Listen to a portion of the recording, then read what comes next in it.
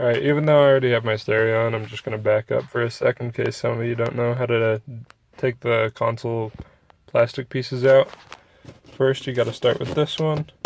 It just pulls back towards you, and then it should lift out pretty easily. I'll just set that aside. And then for this, there's going to be two, I think it's two on each side, but you can see down in there, there's going to be two. You can see on that side a lot better, but there's those.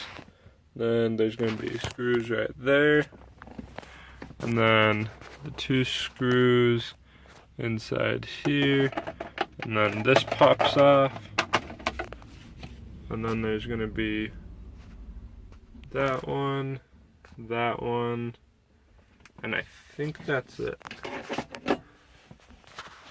And then you're just gonna have to lift that up, and then there will be a plug to do your gauges. Alright, so the cord in there is not very long, so just be careful with that. You're just gonna want to unplug it from the gauges on the side. And one thing I forgot to mention, with this, it's like the AC control unit. You want to pull this out just because you have to, you can't even see it. The brackets, just for the stereo, is going to go right inside there. You have to go up and over it. So it might be a little bit hard, but it'll come. Alright, so I forgot to record the part where you're actually taking the stereo out. It's just simple though. Two screws on this side, two screws on that side. The whole thing comes out. And then you're going to want to unbolt these three screws on each side. Take these off the stock stereo, and then just bolt them onto this. This is already my aftermarket one. And then you might need a trim kit depending on which one you get. I did, but it fits pretty good with the trim kit. So for the wiring for the double DIN, this is the harness that came with the stereo itself. These are the Metro harnesses. It's the wire harness that you have to order.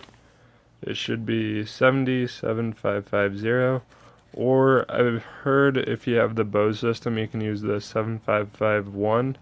It's a little bit, I think it has, it's a little bit different. It has like the RCA plugs instead. But I just used the butt connectors, got most of them together. They're not the same color for these two, and one of them's the illumination, one's the antenna power, so I'm just gonna go mess with that and see which one's which.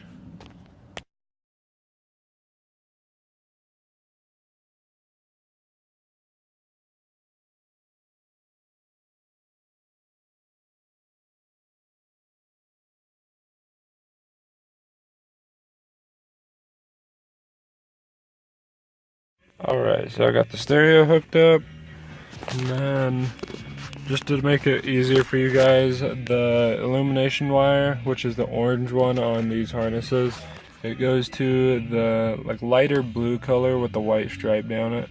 That's the illumination one.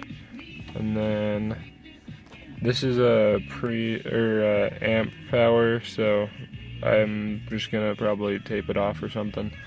And for the ground wire, I just ran a separate cord and just bolting it onto a frame. I'm probably not going to leave it there. I'm probably going to leave it to one of the other metal pieces down there that goes straight to the frame, but yeah.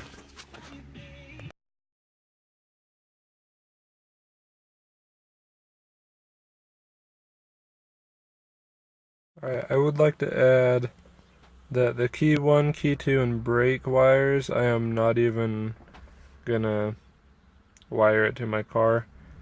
I could be wrong, but I think these two are for like the steering wheel controls, so my car don't have that, so I don't need to worry about that.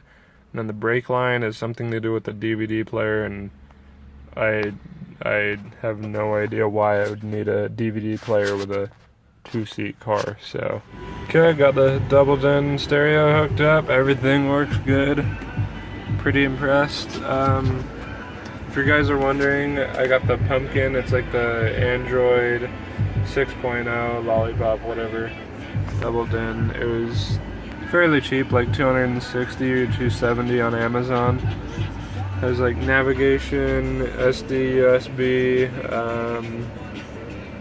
It's a DVD player, like I said. I don't know if I'd ever even use that, but pretty clean sound and everything.